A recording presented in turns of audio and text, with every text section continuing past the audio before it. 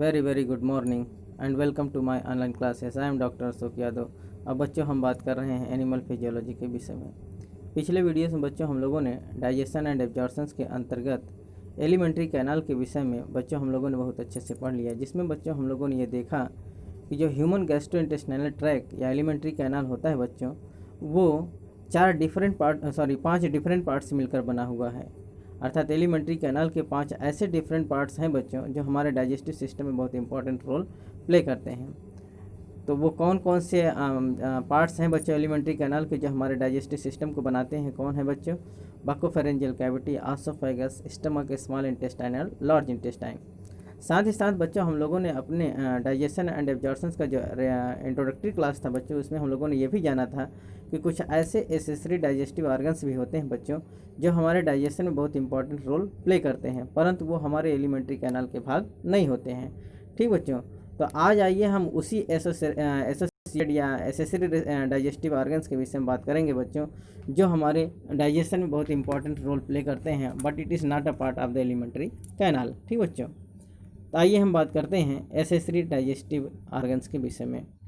It is an organs associated with digestion but is not part of the digestive system. Very most important बच्चों, ये एक ऐसे अंग होते हैं, ऐसे ऑर्गन्स होते हैं बच्चों जो हमारे डाइजेशन में अपना इंपॉर्टेंट रोल प्ले करते हैं, जो हमारे डाइजेशन में एसोसिएट तो करते हैं, परंतु ये हमारे डाइजेस्टिव सिस्टम्स के भाग नहीं होते, अर्थात हमारे गैस्ट्रोइंटेस्टाइनल ट्रैक के भाग नहीं होते। ठीक बच्चों, accessory organs add secretions and enzymes that break down food into the nutrients। Very most important बच्चों, जो एसेसरी ऑर्गन्स होते हैं, जो हमारे एसेसरी डाइजेस्टिव ऑर्गन्स होते हैं बच्चों, इनका जो सिक्रीशंस होता है, अर्थात जो सिक्रीशंस जैसे gastric juice digestive juice as well as the enzymes, जो ये डाइजेस्टिव जूस या एंजाइम्स का जो सिक्रीशंस करते हैं बच्चों, वो हमारे कॉम्प्लेक्स फूड मटेरियल्स को ब्रेक डाउन करते हैं इनटू द सिंपल वंस, अर्थात सिंपल फूड मटेरियल्स में तोड़ने का काम करते हैं। इनसे जो सिक्रेशंस निकलता है, जो इनके digestive juice as well as the enzymes का सिक्रेशन करते हैं बच्चों, ये क्या करते हैं? हमारे कॉम्प्लेक्स फूड मटेरियल्स को सिंपल फूड मटेरियल्स में तोड़ने का काम करते हैं। इस प्रकार से अगर हम देखें तो इनका जो सिक्रेशंस होता है वो भी हमारे डाइजेस्टिव सिस्टम में बहुत इंपॉर्टेंट रोल प्ले करता है, लेकिन ये बच्चे हमारे गैस्ट्रोइंटेस्टाइनल ट्रैक के भाग नहीं होते। There are 4 accessory digestive organs associated with alimentary canal। यहाँ बच्चों हम 4 ऐसे एसेसरी डाइजेस्टिव ऑर्गन्स के विषय में बात करेंगे जो हमारे एलिमेंट्री कैनाल के साथ एसोसिएट्स करते हैं। ठीक बच्चों, तो वो कौन कौन से एसेसरी डाइजेस्टिव ऑर्गन्स हैं बच्चों जो हमारे डाइजेशन में बहुत इंपॉर्टेंट रोल प्ले करते हैं? वो है बच्चों salivary glands, liver, pancreas and gall bladder. ये ऐसे ऑर्गन्स हैं, ऐसे एसेसरी ऑर्गन्स हैं बच्चों जो हमारे डाइजेस्टिव सिस्टम में बहुत इंपॉर्टेंट रोल प्ले करते हैं, परंतु ये हमारे जो एलिमेंट्री कैनाल होता है, जो हमारा गैस्ट्रोइंटेस्टाइनल ट्रैक होता है बच्चों, उनका ये भाग नहीं होता, अर्थात ये एलिमेंट्री कैनाल के भाग नहीं बनाते। केवल ये हमारे डाइजेस्टिव सिस्टम में अपना बहुत इंपॉर्टेंट रोल प्ले करते हैं। क्यों? क्योंकि इनसे निकलने वाले जो एंजाइम्स होते हैं, इनसे निकलने वाले जो डाइजेस्टिव जूस होते हैं बच्चों, वो क्या करते हैं? अपना इंपॉर्टेंट रोल प्ले करते हैं। ठीक बच्चों, तो जैसा कि बच्चों अगर हम ये देखें तो आप ये देखिए, ये जो फिगर आपके सामने दिख रहा है, ये क्या है? एक प्रकार का सलिवरी ग्लैंड्स है, जो कहाँ पाए जाते हैं बच्चों? जो हमारा बक्कल कैविटी होता है, मैं पिछले वीडियो में बच्चों इसके विषय में डिस्कस भी कर चुका हूँ। जो हमारा बक्कल कैविटी होता है, मुख गुहा होता है बच्चों, मुख गुहा के एडजेसेंट पाया जाता है। ठीक बच्चों, अर्थात ये जो होता है, जैसे पैरोटिड ग्लैंड्स कहाँ होता है? हमारे कान के बगल में होता है। ठीक बच्चों, सब मैंडिबुलर ग्लैंड्स या सब मैक्सिलरी ग्लैंड्स जो होता है बच्चों, ये हमारे बिल्कुल जीभ के आसपास यहाँ होता है, और जो हमारा सब लिंगुअल ग्लैंड्स होता है बच्चों, हमारे जीभ के नीचे खुलता है। इस प्रकार से अगर हम देखें तो सलिवरी ग्लैंड्स, हम 3 प्रकार के सलिवरी ग्लैंड्स के विषय में अध्ययन करेंगे। पैरोटिड ग्लैंड्स, सब मैंडिबुलर ग्लैंड्स एंड सब लिंगुअल ग्लैंड्स। ये सब संख्या में 2-2 होते हैं, अर्थात एक पेयर्स में होते हैं। तो कुल मिलाकर इनकी संख्या कितनी होती है बच्चों? 6 की संख्या में होते हैं, प्रत्येक 2-2, अर्थात 2 पैरोटिड ग्लैंड्स, 2 सब मैंडिबुलर या फिर सब मैक्सिलरी ग्लैंड्स और 2 सब लिंगुअल ग्लैंड्स होते हैं। इनसे निकलने वाला जो सिक्रेशंस होता है बच्चों, उसको हम सलाइवा कहते हैं। तो सलाइवा क्या करता है बच्चों? हमारे डाइजेशन बहुत इंपॉर्टेंट रोल प्ले करता है, अर्थात सलाइवा के द्वारा ही हमारा जो भोजन होता है बच्चों, वो लुब्रिकेट होता है, वो मॉइस्टेन होता है। ठीक बच्चों, सॉफ्टेन होता है, और साथ ही साथ बच्चों ये हमारे भोजन के साथ मिलकर उसको बोलस बनाता है। क्या करता है बच्चों? तो जो हमारा सलाइवा होता है, इसका बहुत इंपॉर्टेंट रोल है डाइजेशन में, अर्थात ये भोजन के साथ मिक्सअप होकर क्या बनाता है बच्चों? सलाइवा बनाता है, जिससे हमारे भोजन को एक लुब्रिकेशन मिलता है, हमारे भोजन मॉइस्ट होता है, सॉफ्ट होता है। ठीक बच्चों, आसानी से आसोफेगस के माध्यम से हमारे स्टमक में डिसेंड हो जाता है। ठीक बच्चों, तो अगर ये मान लीजिए सलिवरी ग्लैंड से नहीं होता, तो सलाइवा का सिक्रेशंस ना होता, तो हमारा भोजन जो है बच्चों बोलस के रूप में न कन्वर्ट होगा। इससे निकलने वाला जो एंजाइम्स होता है बच्चों, जिसको हम सलिवरी एमाइलेज कहते हैं या टाइलिन कहते हैं बच्चों, it have the important role in the digestion of the carbohydrates. ये कार्बोहाइड्रेट्स का पाचन करता है बच्चों, जो क्या करता है, जो हमारा पॉलीसैकेराइड्स है उसको disaccharides as well as the monosaccharides में कन्वर्ट करने का काम करता है। ठीक बच्चों, तो ये डाइजेशन बहुत इंपॉर्टेंट रोल प्ले करता है। साथ ही साथ हमारा जो भोजन होता है बच्चों, उसको लुब्रिकेट करने में, उसको सॉफ्ट करने में, उसको मॉइस्चन करने में इसका बहुत इंपॉर्टेंट रोल होता है। लेकिन बच्चों ये जो पैरोटिड ग्लैंड्स है, ये हमारे एलिमेंट्री कैनाल से, सॉरी ये जो सलिवरी ग्लैंड है बच्चों, ये हमारे एलिमेंट्री कैनाल से कहीं भी कनेक्ट नहीं होते। ये केवल इनके जो सिक्रेशंस होते हैं सच एज द सलाइवा, वो हमारे डाइजेशन बहुत इंपॉर्टेंट रोल प्ले करता है। दूसरा है बच्चों, आप दूसरा देखें तो ये जो लीवर दिख रहा है बच्चों, ये भी प्रकार का क्या है, एसोसिएटेड डाइजेस्टिव ऑर्गन्स हैं बच्चों, जो हमारे डाइजेशन में बहुत इंपॉर्टेंट रोल प्ले करता है।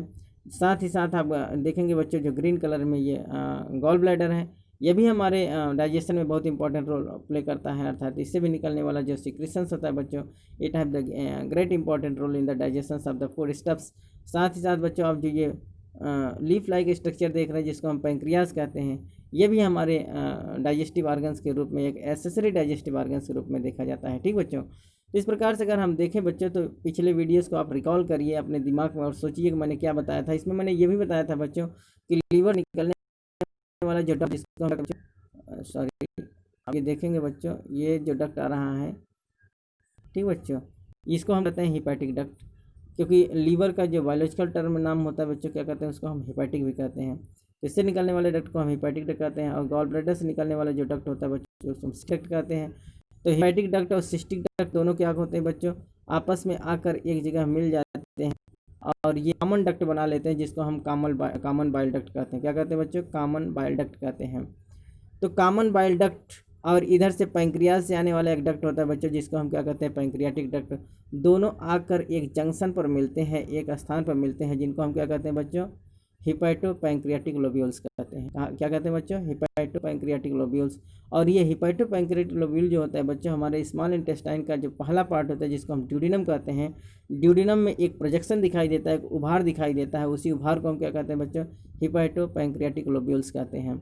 और इसी हिपैटो पैंक्रियाटिक लोब्यूल पर ये आकर खुलते हैं, और ये जब आपस में जो कॉमन बाइल डक्ट और पैंक्रियाटिक डक्ट दोनों जब आपस में मिल जाते हैं, तो उसको हम क्या कहते हैं बच्चों, हिपैटो पैंक्रियाटिक डक्ट कहते हैं। तो ये हिपैटो पैंक्रियाटिक डक्ट के रूप में हिपैटो पैंक्रियाटिक लोब्यूल्स पर आकर मिलते हैं। और जहाँ ये मिलते हैं बच्चों, यहाँ एक वाल्व भी दिखाई देता है, उस वाल्व को हम क्या कहते हैं बच्चों, स्फिंक्टर ऑफ ओडी। क्या कहते हैं बच्चों, स्फिंक्टर ऑफ ओडी। तो इस प्रकार से अगर हम देखें बच्चों, तो इनके जो सिक्रेशंस होते हैं, चाहे लीवर से निकलने वाला जो सिक्रेशंस होता है बच्चों, उसको हम क्या कहते हैं, बाइल। और ये बाइल, ये जो पित्त होता है बच्चों, हमारे गॉल ब्लैडर में आकर स्टोर रहता है। और फिर ये जैसे हमारे फैट्स का या लिपिड्स का डाइजेशन इमल्सिफिकेशन होने को होता है बच्चों, तो ये क्या होते हैं, बाइल हमारा बहुत ही इंपॉर्टेंट रोल प्ले करता है इन the digestion of the fats और लिपिड्स। तो फैट और लिपिड का जो इमल्सिफिकेशन होता है बच्चों, वो बाइल्स के द्वारा होता है। इसलिए बाइल जो होते हैं बच्चों, वो लीवर से फॉर्मेशन होता है, और फिर वे गॉल ब्लैडर में आकर इकट्ठा रहते हैं, स्टोर रहते हैं। और फिर ये क्या होता है बच्चों, कॉमन बाइल डक्ट के द्वारा कहाँ खुलते हैं बच्चों, ड्यूडिनम में आकर खुलते हैं। और जहाँ ये खुलते हैं उस पार्ट को हम क्या कहते हैं बच्चों, हिपैटो पैंक्रियाटिक लोब्यूल्स कहते हैं। तो ये क्या हो गया, अगर बच्चों हम ये देखें तो इस प्रकार से ये जो होता है गॉल ब्लैडर, सॉरी ये salivary gland, liver, gall bladder as well as the pancreas, ये चारों क्या होते हैं बच्चों, एसेसरी डाइजेस्टिव ऑर्गन्स होते हैं। अर्थात इनका जो होता है बच्चों सिक्रेशन हमारे डाइजेशन में बहुत इंपॉर्टेंट रोल प्ले करता है। परंतु ये जो इनका पार्ट्स होता है बच्चों, ये एलिमेंट्री कैनाल का एक्चुअल पार्ट नहीं। जैसे ये देखिए बच्चों, ये एलिमेंट्री कैनाल का ये आसोफेगस है, ये स्टमक है, इधर से स्मॉल इंटेस्टाइन है, फिर लार्ज इंटेस्टाइन आ जाता है। तो इस प्रकार से अगर हम देखें बच्चों, तो ये जो इनके एडजेसेंट में लगे हुए ये लीवर हैं, ये गॉल ब्लैडर है और ये पैंक्रियाज है बच्चों, तो इनके एडजेसेंट और एसोसिएटेड डाइजेस्टिव ऑर्गन्स कहे जाते हैं। ये हमारे एलिमेंट्री कैनाल के ट्रू भाग नहीं होते हैं। इसी प्रकार से हमारे मुख गुहा में पाए जाने वाला ये सलिवरी ग्लैंड्स होता है बच्चों, ये भी हमारे एलिमेंट्री कैनाल का भाग नहीं होता, लेकिन it have the great important role in the digestion of the food stuffs. लेकिन भोजन के पाचन में इनका बहुत बड़ा योगदान होता है। ठीक बच्चों, तो आइए बच्चों हम इनके विषय में अभी बहुत डिटेल्स में बात करेंगे कि ये इनके क्या फंक्शंस हैं और किस प्रकार से रिस्पॉन्सिबल हैं हमारे डाइजेशन में। ठीक बच्चों, तो सबसे पहले हम ये जानते हैं बच्चों कि ग्लैंड्स क्या होते हैं, क्योंकि हम लोग अभी अभी बात कर रहे हैं कि सलिवरी ग्लैंड्स क्या होते हैं। तो सबसे पहले हम ग्लैंड्स के विषय में जानते हैं कि ग्लैंड्स होते क्या हैं। Glands produce and release substances that perform certain function. Very very most important बच्चों, जो ग्रंथियाँ होती हैं बच्चों, वो ग्रंथियों के माध्यम से जो होता है हमारा जो सिक्रीशंस होता है, जो हमारे हार्मोन्स या फिर डाइजेस्टिव जूस या फिर एंजाइम्स जो बनते हैं बच्चों, ये क्या करते हैं, हमारे बॉडी एक्टिविटीज़ को क्या करते हैं बच्चों, रेगुलेट्स करते हैं, कंट्रोल करते हैं। तो ग्लैंड्स वो होते हैं बच्चों जिनसे निकलने वाला जो सब्सटेंसेस होता है, जो पदार्थ होता है बच्चों, वो उनका एक क्या कहते हैं सर्टेन फंक्शंस होता है, उनका एक स्पेसिफिक कार्य होता है, और इसी स्पेसिफिक कार्य के द्वारा, स्पेसिफिक फंक्शन के द्वारा वो हमारे बॉडी सिस्टम को, जो हमारा बॉडी फंक्शन करता है बच्चों, उसको वो रेगुलेट करते हैं और कंट्रोल करते हैं। ठीक बच्चों, तो ग्लैंड्स, कोई भी सिक्रेशन से जो बच्चों निकलता है वो किसी न किसी ग्लैंड से निकलता है। तो ग्लैंड क्या है, एक प्रकार का पाउच लाइक स्ट्रक्चर होता है, जहाँ से जो उनका सिक्रेशंस होता है बच्चों, जो उनका सब्सटेंसेस जो रिलीज होता है, वो हमारे बॉडी फंक्शन बहुत इंपॉर्टेंट रोल प्ले करते हैं, और उनका एक स्पेशल फंक्शन होता है, उनका एक स्पेसिफिक फंक्शन होता है, कुछ सर्टन फंक्शंस होते हैं जो वो परफॉर्म करते हैं। ठीक बच्चों, अगर हम ये देखें बच्चों, जैसा कि पिछले वीडियोज़ में आप देखिए, अगर ये जाए कि which is the largest gland of the body, तो जो लीवर होता है बच्चों, ये हमारे शरीर का सबसे लार्जेस्ट ग्लैंड होता है। अगर क्वेश्चन ये पूछा जाए कि which is the largest gland of the body, तो liver is the largest gland of the body. और क्वेश्चन अगर ये पूछा जाए बच्चों कि which is the largest endocrine gland of the body, तो thyroid gland is the largest endocrine gland of the body. अगर हमारे पूरे शरीर में पूछा जाए बच्चों कि पूरे शरीर का सबसे बड़ा ग्लैंड कौन होता है, तो वो लीवर होता है, अर्थात यकृत होता है। लेकिन अंतःस्रावी ग्रंथ के विषय में अगर पूछा जाए, तो अंतःस्रावी ग्रंथ में सबसे बड़ा ग्रंथ कौन होता है बच्चों, वो हमारा थायराइड ग्लैंड होता है, जो हमारे कहाँ होता है बच्चों, ये थ्रोट में, अर्थात ये हमारा जो थ्रोट होता है यहाँ सिचुएट होता है। ठीक बच्चों, तो thyroid gland is the largest endocrine gland of the body, but liver is the largest gland of the body. ठीक बच्चों, साथ ही साथ पैंक्रियाज जो होता है बच्चों, एक प्रकार का हेट्रोक्राइन ग्लैंड्स होता है। हेट्रोक्राइन ग्लैंड्स का मतलब ये कैसा होता है बच्चों, ये मिक्स्ड ग्लैंड होता है, अर्थात ये इंडोक्राइन और एक्सोक्राइन दोनों फंक्शंस को परफॉर्म करता है। ठीक बच्चों, इंडोक्राइन सिक्रेशंस के रूप में बच्चों ये हार्मोन्स का सिक्रेशन करता है, जो हमारे पैंक्रियाज के अंदर आइसलेट्स ऑफ लैंगरहैंस होते हैं बच्चों। तो आइसलेट्स ऑफ लैंगरहैंस क्या है बच्चों, एक प्रकार का ये ग्लैंड है जो विभिन्न प्रकार के सेल्स से मिलकर बना होता है। तो इनमें पाए जाने वाली जो कोशिकाएं, जो इंडोक्राइन सेल्स होते हैं बच्चों, जिसको हम अल्फा सेल, बीटा सेल या डेल्टा सेल कहते हैं। तो अल्फा सेल से निकलने वाले ग्लूकागॉन हार्मोन्स, बीटा सेल से निकलने वाला इंसुलिन, और डेल्टा सेल से निकलने वाले जो सोमैटोस्टेटिन हार्मोन्स होते हैं बच्चों, ये हमारे बॉडी में इंडोक्राइन हार्मोन्स का सिक्रेशन करते हैं। और ये इंडोक्राइन हार्मोन्स जो होते हैं बच्चों, ये इंडोक्राइन फंक्शंस को प्ले करते हैं। साथ ही साथ बच्चों एक्सोक्राइन सिक्रेशंस के रूप में ये इसमें जो और सारे सेल्स पाए जाते हैं बच्चों, वो एंजाइम्स का सिक्रेशंस करते हैं, डाइजेस्टिव जूस का, अर्थात पैंक्रियाटिक जूस का सिक्रेशन करते हैं बच्चों, एक प्रकार के एक्सोक्राइन फंक्शंस को शो करते हैं। तो इस प्रकार से हम ये कह सकते हैं कि पैंक्रियाज जो होता है वो हेट्रोक्राइन ग्लैंड होता है, अर्थात एक प्रकार का मिक्स्ड ग्लैंड होता है, जो endocrine as well as the exocrine दोनों फंक्शन को शो करता है। इस प्रकार से इसको हम डुअल आर्गन सिस्टम भी कहते हैं। क्या कहते हैं बच्चों, डुअल आर्गन फंक्शन शो करता है, इसलिए ये डुअल आर्गन सिस्टम को परफॉर्म करता है, अर्थात इसमें endocrine as well as the exocrine दोनों के फंक्शंस पाए जाते हैं।